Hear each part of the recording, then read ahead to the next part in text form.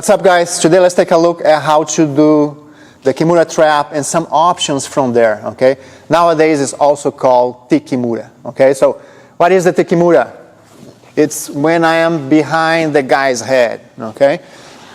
In this T position, perpendicular position, and I have my Kimura grip, okay? We are not gonna go much on how to get here. If you're watching this video, you probably already know some of the entries, but I have some videos explaining. I'm going to put a link up here how to get into this position, for example, from the top half guard, right? I get into here with my hands underhook, my arm is over. I'm going to start attacking the arm if the arm is low. If the arm is a little higher, I sell the mount, he blocks my leg, my knee, and I get my Kimura here, grip. And then I roll behind the guy, okay? That would be the Kimura Trap or the T Kimura. Okay, so we have a bunch of options from here. So many options that I cannot go through all of them, but I'm going to show some of the most common and some of my favorites here. Okay, when we get into this T Kimura position, the guy here has basically two options. Okay, he either comes up, right, trying to get to his knees, or I come up, right, if he doesn't come up to his knees. Most of the time, I would say, he will try to come up to his knees because there is nothing on top of him, right? So that's the natural reaction. If I'm not on top of him, he's going to try to come up, right? Sometimes when the guy is used to this position, he's going to stay here with his back on the ground. So maybe he can try to break my grips, or he extend his arm, he frees his elbow. He's going to try to escape from this position, okay? So we're going to start from here. In the scenario where he tries to go to his knees. So if he tries to go to his knees, he can only go to his left side. If he goes to his right side, he's going to submit himself. He's going to leave his arm behind, right? So he wants to go to his left side. And as he goes to his knees, the way that I'm going to control him, preventing him from going to his knees, is by lifting his elbow, okay? So I'm always punching his hand down against his body, or if it's on the mat, even better. But I'm punching his hand down and lifting his elbow. So I extend and lift my elbow that runs behind his arm, okay? So as he goes up, my first option is, the way they're gonna work today is always trying to get my knee here deep by his hip, okay? Which is gonna allow me to combo a bunch of attacks here. Some of the attacks, I don't need this knee here. I'm going to free this leg. But as a general rule, it's always a good idea to have my knee here, because also it makes it harder for him to go to his knees. And the attacks are going to, we can divide a little bit too between attacks that go with my leg over his hip, my leg over his shoulder, and my leg over his head. Okay? We're going to do just an overview of the attacks. We're not going to get into the details here too much. Okay? So we are here again. I rolled behind his head in this perpendicular position. He goes to his knees. I lift his elbow so he gets stuck here. If he touches his elbow, he might go to his knees. Keep his elbow floating in the air. The more he tries to go to his knees, the more space for my knee here to shoot deep. First option is taking his back. I'm going to shoot here my leg on the far hip here. Okay, I have a video explaining all the details of this one. I'm going to put a link up here. But from here, since I have this hook and this leg here is trapped and stuck behind his back, I'm going to take the guy all the way to the other side. Before I take the guy all the way to the other side, I transition from this Kimura to a seat belt, or sometimes even I can wrap around his head. I lift his elbow, I make this leg heavy, stomping here on the ground, lifting this bottom knee to take the guy all the way to the other side to take his back. Okay? Sometimes also, of course, when I get here, if he keeps trying to go to his knees, I might have enough space to shoot my hook down there. And of course, I can take his back too. Okay? But most commonly, I would say, going to that side. Another option from the T Kimura here, he tries to go to his knees. Now, I'm still shooting my knee here. But instead of the leg coming around his hip, maybe he's blocking with his elbow, connecting elbow to the knee, I'm going to shoot my leg over his shoulder. Okay? When I shoot my leg over his shoulder, also two options. My leg could stay here, Or now the more he tries to go to his knees, the more he opens the elbow so I can hook here. Okay? So either way, let's start from here. If I shoot my leg over his shoulder and my foot goes through his arm, or I can get my foot there hooking, then we have the crucifix, right?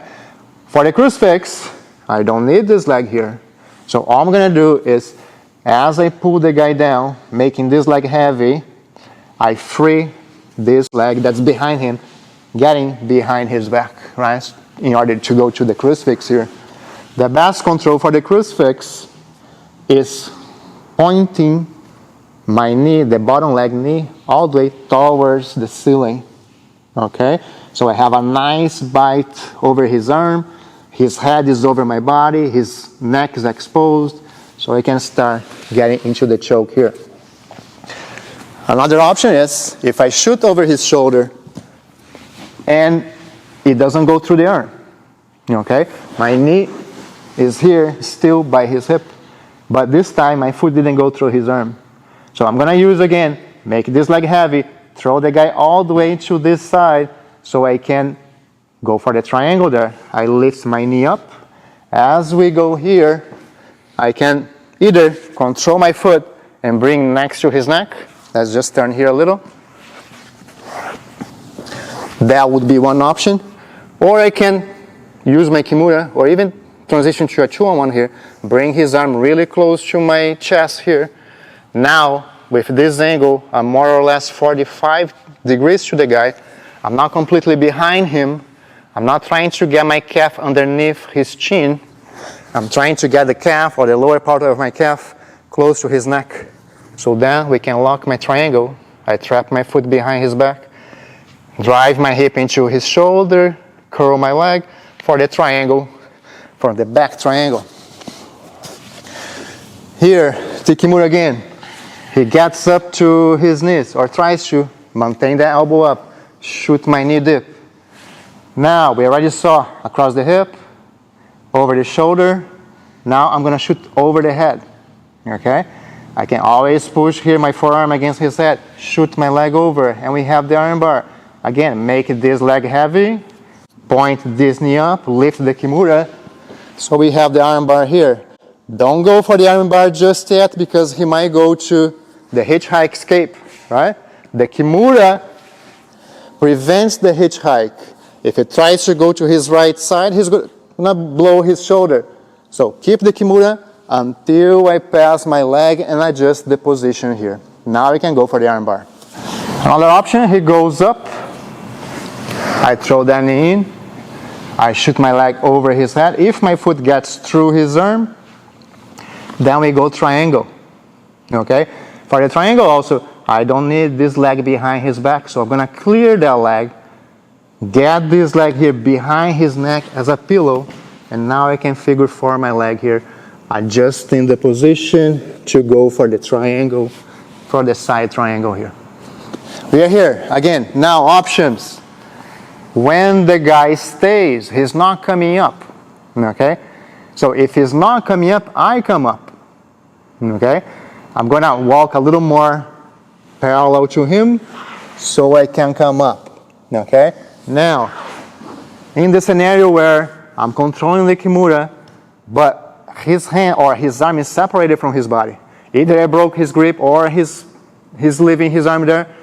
If I can touch his hand on the ground, when I come up on top, I have this Kimura here on the same side shoulder, and we can finish here. If his arm is not available, he's keeping by his body, I'm still coming up. Once I come up, I make sure that my bicep runs behind his tricep, so I can still turn the guy on his side, keeping this Kimura. Okay? From here, I can, of course, go armbar. I can take his back, or I can step my leg over his head, and we are here into this Kimura from north and south. Okay?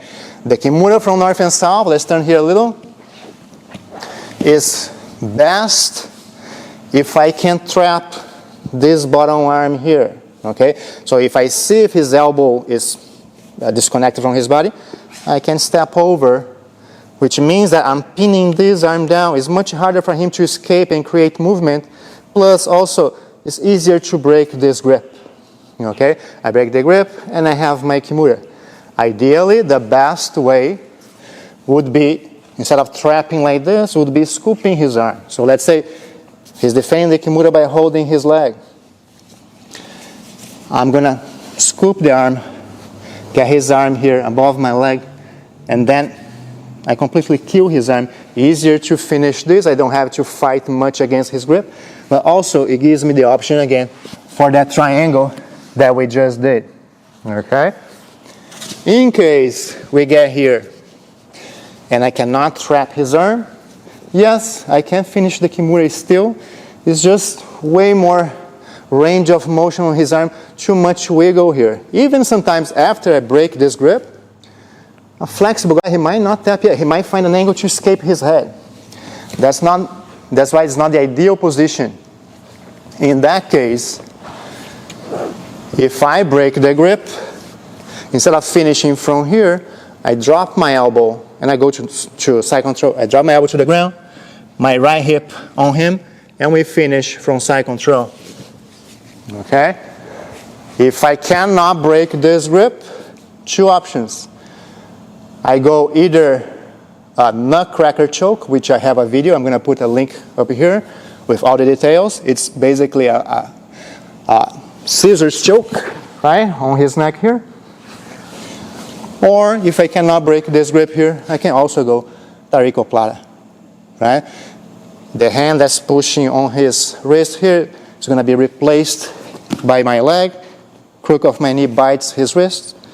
Elbow dip, climb my hand. I'm going to start facing here his head, driving his wrist behind his back for the finish. All right, guys, so a bunch of options there for you guys to study and to have some ideas on what to do from the T Kimura. Thank you.